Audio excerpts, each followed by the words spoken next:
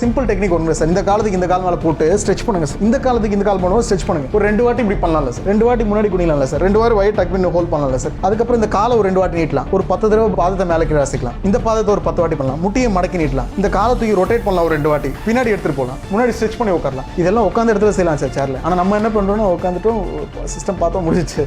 அப்போ full day active இருக்குது. அப்போ எல்லா வியாதியும் ஸ்டார்ட் ஆகும் sir. Head to to circulation ஆகுது. ஒரு சின்ன ஒரு விஷயம் சொல்கிறேன் சார், உங்களுக்கு புரிஞ்சிடும். நார்மலாக எம்ஆர்ஐ எடுக்கிறாங்க சார். எடுத்து பார்த்து functional fMRI functional magnetic resonance image எடுத்து பார்க்குறாங்க. 5 நிமிஷம் ஃபிசிக்கல் ஆக்டிவிட்டி கொடுத்து அவங்களோட எஃப்எம்ஆர்ஐ பிரெயினோட ஃபங்க்ஷனல் மேக்னெட்டிக் ரெசனன்ஸ் இமேஜ் எடுத்து பார்த்தோம். அவ்வளோ டிராஸ்டிக் ரெஸ்பான்ஸ். வெறும் 5 தடவை உட்காந்துருந்துச்சா சார். 5 தடவை உட்காந்துருந்துச்சா அவ்வளோ ரெஸ்பான்ஸ் பண்ணுற மாதிரி கிடையாது சார். இப்போ வந்து உடல் எலும்புகள்லாம் பழுதடையாமல் சீராகவே இருக்கணும் அப்படின்னா என்ன மாதிரியான எக்ஸசைஸ் பண்ணலாம்? ஃபிட்னஸாக சார் சார் நிறைய இருக்குது சார். அதில் வந்து மசில் பவர் ஸ்ட்ரென்த்து ட்ரைனிங் தனியாக இருக்குது சார். நீங்கள் உண்மையிலேயே பாடி எலும்பு நல்லா இருக்கணும்னு நினச்சிங்கன்னா ஸ்ட்ரென்த் ட்ரைனிங் பண்ணணும். எப்போது வெயிட்டை தூக்கி பண்ணணும் சார். பாடி வந்து ஃப்ளெக்சிபிலிட்டி நல்லா இருக்குன்னு சொன்னால் தாராளமாக யோகா போகலாம் சார்.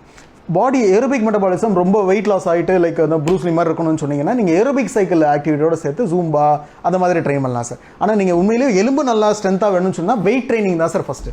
ஒரு ரிசர்ச்சில் என்ன சொல்கிறாங்கன்னா டயபெட்டிஸ் வந்து நம்ம எல்லாருக்குமே தெரியும். இன்சுலின் பேங்க்ரியாஸ்லேருந்து ஐலட்ஸ் ஆஃப் லாங்கரான்ஸ் தான் இன்சுலின் செக்ரெட் ஆகுது. நீங்கள் மசில் ஸ்ட்ரென்தன் பண்ணி யார் ரொம்ப ஃபிட்டாக லைக் ஒர்க் அவுட் வெயிட்டை வச்சு ஒர்க் அவுட் பண்ணுறாங்களோ அவங்களோட இன்சுலின் லெவல் ஆஃப் ப்ரொடக்ஷனோ அவங்களோட பாடியோட டயபெட்டிக் வருமானன்ற லெவல் பார்த்தீங்கன்னா ரொம்ப கம்மியாக இருக்குது சார்.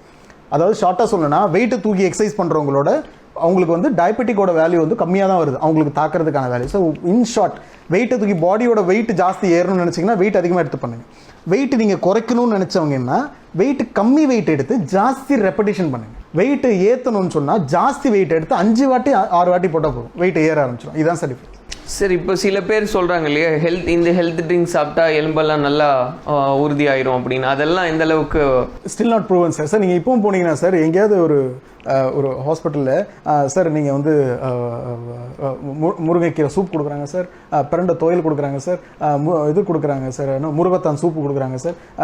இதெல்லாம் வெட்டலை ஒரு ரொம்ப த்ரோட் இரிட்டேஷனாக வெத்தலையில் நல்ல ஒரு கம்மார் வெத்தலையில் மிளகு வச்சு சாப்பிடுங்க சார். இல்லவே இல்லை சார். ஏன் இல்லை sir? It's natural sir. Drinks எல்லாமே இட்ஸ் உருவானது தான் சார்.